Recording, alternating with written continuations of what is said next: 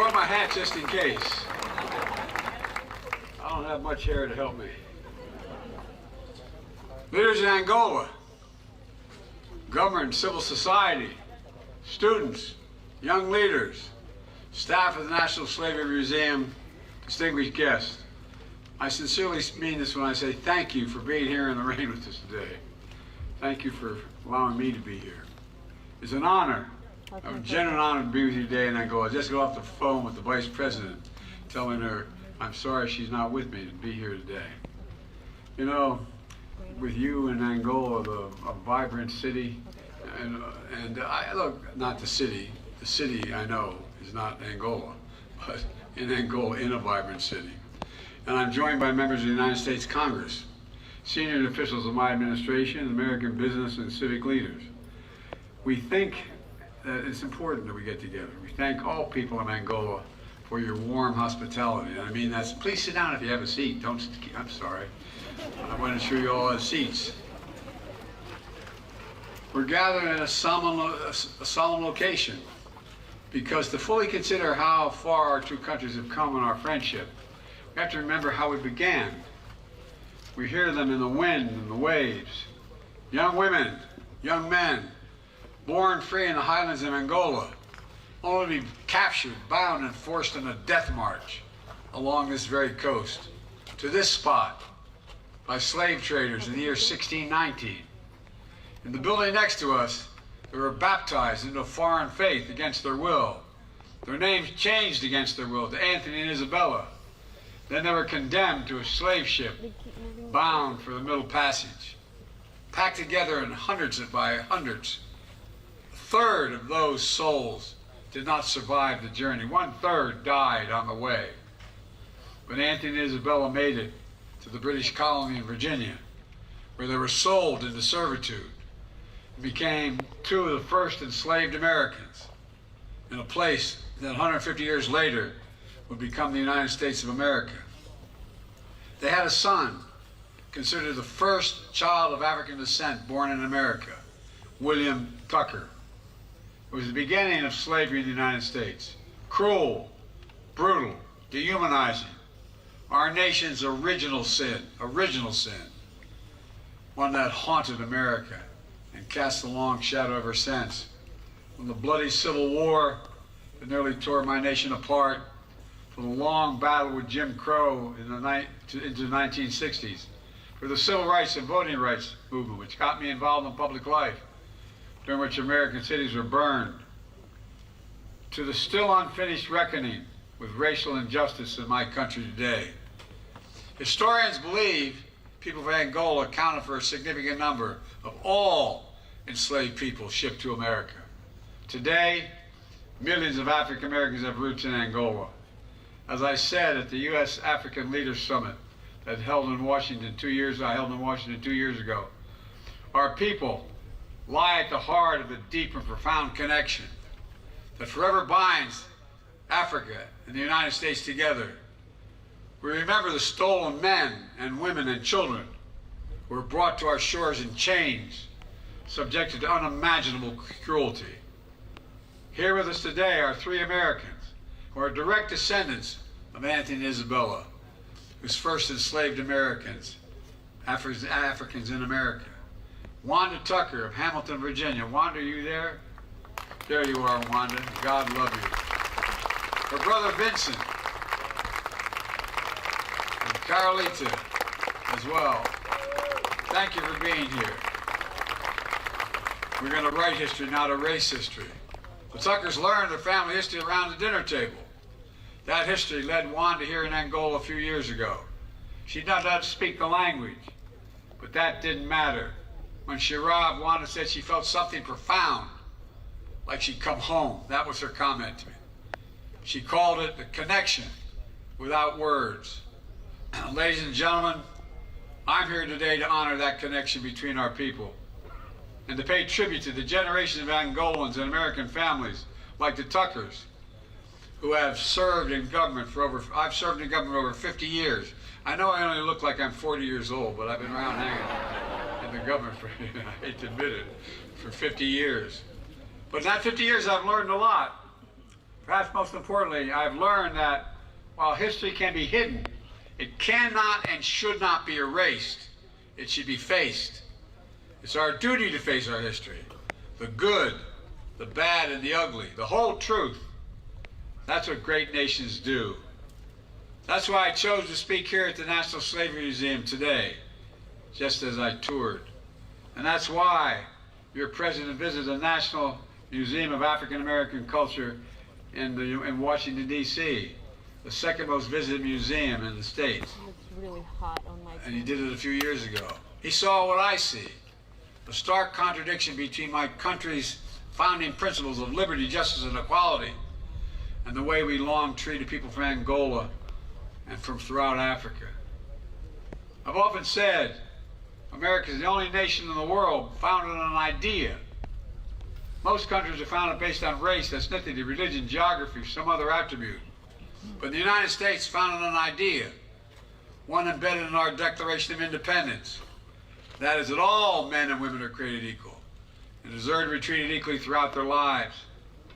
It's abundantly clear today we have not lived up to that idea, but we've never fully walked away from it either.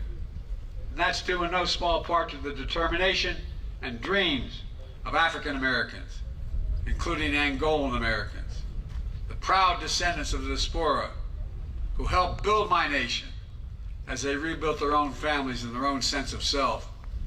They were the forebears as well, resilient, faithful, even hopeful. Hopeful that joy would cometh in the morning, as it says in the Bible. Hopeful that our past would not be the story of our future. And hopeful, in time, the United States would write a different story in partnership with the people brought here in chains to my nation from Africa. It's a story of mutual respect and mutual progress. That's the history that brings me here. The first American president ever to visit Angola. Over time, and I'm proud to be. Over time, the relationship between our countries has been transformed from distance to genuine warmth.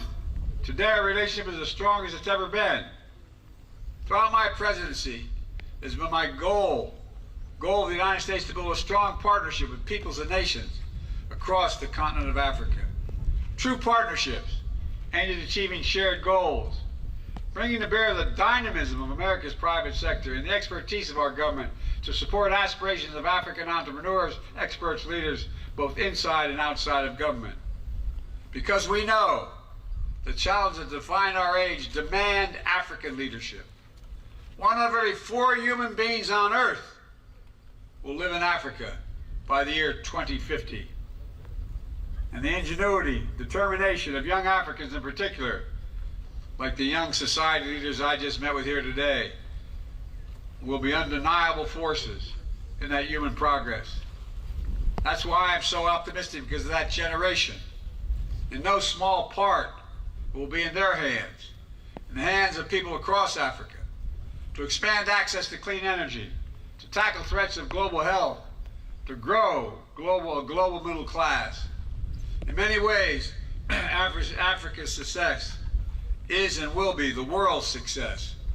As I said at the United States U.S. Africa Summit, the United States is all in on Africa's future. 2 years ago, I pledged to deliver $55 million in new investments in Africa and to mobilize American business to close new deals with African partners. 2 years ago, we were on way ahead of schedule.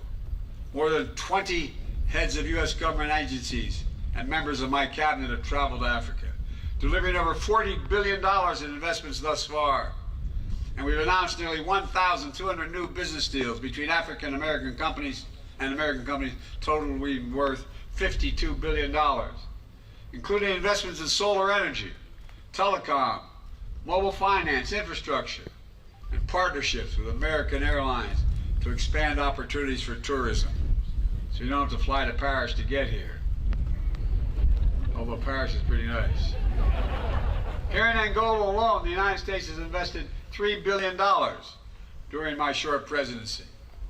We see the bonds between our countries across sectors, from clean energy to healthcare, to sports. The American Basketball Association, National Basketball Association launched Basketball Africa League, and Angola is the reigning champion. We see the impact of American culture across, African culture across the American culture. From music, to entertainment, to fashion, to arts, and so much more. Student exchanges between our countries are essential and must increase. Students in both countries can better understand one another if they know the country, if they visit the country, if they're educated in the other country. An increased connection between us makes a big difference. Being all in on Africa means making sure African voices are heard at the tables that matter most.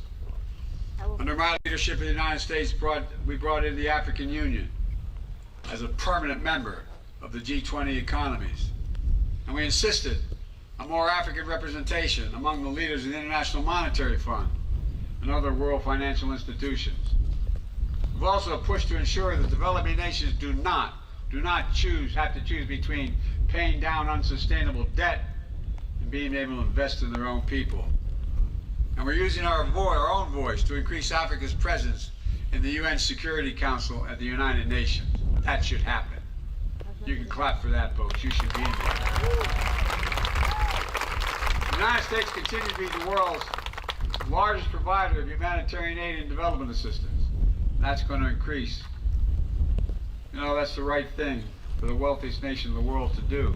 And today, I'm announcing over $1 billion in new humanitarian support for Africans displaced from homes by historic droughts and food insecurity. We know African leaders and citizens are seeking more than just aid. You seek investment. So the United States is expanding our relationship all across Africa, from assistance to aid, to investment to trade, moving from patrons to partners, to help bridge the infrastructure gap. I was told, by the way, when I got elected, I could never get an infrastructure bill passed because the last guy spent 8 years saying next month, 4 years saying next month. Well, guess what, folks? We've done it. $1 trillion, $300 billion for infrastructure to narrow the digital divide, drive inclusive, sustainable economic growth. We're looking for partners who understand that the right question in the year 2024 is not, what can the United States do for the people of Africa? It's what can we do together for the people of Africa? That's what we're doing. Nowhere in Africa is the answer more exciting than here in Angola. It starts with our governments whose partnership is stronger, deeper, more effective and active than any point in history. It's testament to your president who had the vision to carry this relationship forward. And it's a testament to Angolan citizens across the private sector and civil society who have forged strong bonds with your American counterparts. And together, we're engaged in a major joint project to close the infrastructure gap. For the benefit of Angolans, Africans across the continent, Americans, and the world will all benefit as you benefit. You can produce much more agriculture, for example, in states that can. You're going to increase their longevity, and you're going to increase your impact and profit. It's called the Lobito Corridor. We're building railroad lines from Angola to the port of Lobito in Zambia and the DRC, and ultimately all the way to the Atlantic, from the Atlantic Ocean to the Indian Ocean. We're the first transcontinental railroad in Africa and the biggest American rail investment outside of America. And I must tell you up front, with the American press here, I'm probably the most pro-rail guy in America. I've ridden over 1,300,000 miles on a daily basis to my work, 220 miles a day for the last 50 years. Well, I didn't do it as president. I stayed in the White House a lot. But all kidding aside, folks, we can do this. We can do this. It's in our power. We'll not only generate significant employment, we'll also allow individual countries to maximize their own domestic resources for the benefit of their people and sell critical minerals that power the world's energy transformation and our fight against climate change. And to transport them in a fraction of the time and lower cost. A ship that used to take over 45 days will now take 45 hours. That's a game changer. That increases profit, that increases opportunity. We'll Lobito Corridor represents the right way to invest, in full partnership with the country and its people.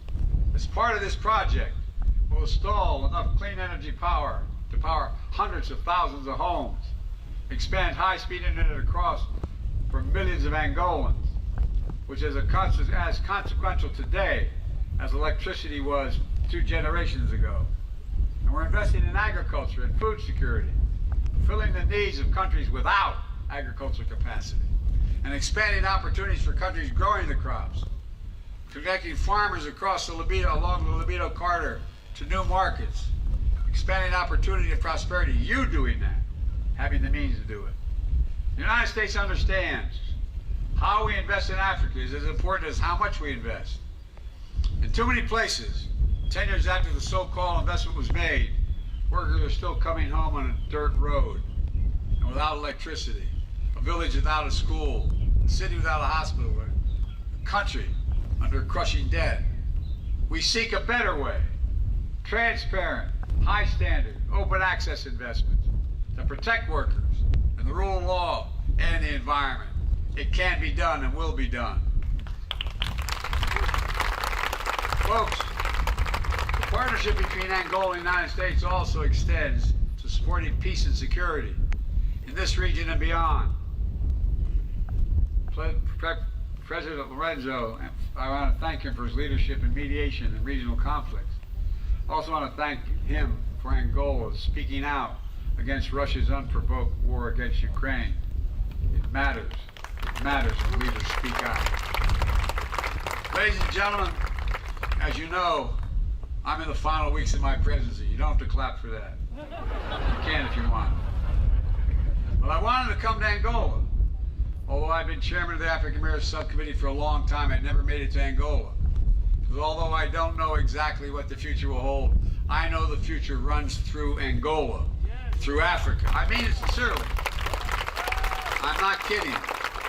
I know that any nation that wants to thrive in the next century must work as partners with workers, entrepreneurs, and businesses here in Africa. I know that the connection between our communities, our universities, our sports, our civil societies, our families, our people will only grow deeper. We have to stay focused. The story of Angola and the United States holds a lesson for the world. 2 nations with a shared history and evil of human bondage. 2 nations on opposite sides of the Cold War, defining struggle in the late part of the 20th century. And now 2 nations standing shoulder to shoulder, working together every day for the mutual benefit of our people. It's a reminder that no nation need be permanently the adversary of another. A testament to the human capacity for reconciliation and proof that from the horrors of slavery and war, there is a way forward. So I stand here today, I mean this sincerely, deeply optimistic. By the way, 20 years ago when I was a senator, I had a cranial aneurysm. They got me to the hospital in time. I remember asking the doctor what much. He said, "Oh, your chances are good. They're about 30%." And that night up, it was all over. He was deciding whether or not it was congenital or environmental. And I said, "I don't give a damn. I'm here." He said, "You know what your problem is, Senator? You're a congenital optimist." I am. But the possibilities and progress that lie just beyond the horizon. Together we can and will chart a future worthy of great nations, worthy of the highest aspirations of our people. We just have to remember who we are. We're Angolans, we're Americans. As I often say to the American people, there's nothing beyond our capacity if we work together. And today, I say to the people of Angola and all the people of Africa, there is nothing beyond our capacity if we do it together. Thank you and God bless you and keep you all safe. Thank you, thank you, thank you. And thank you for waiting. I got my hat. Thanks everybody, I really mean it. You're very patient.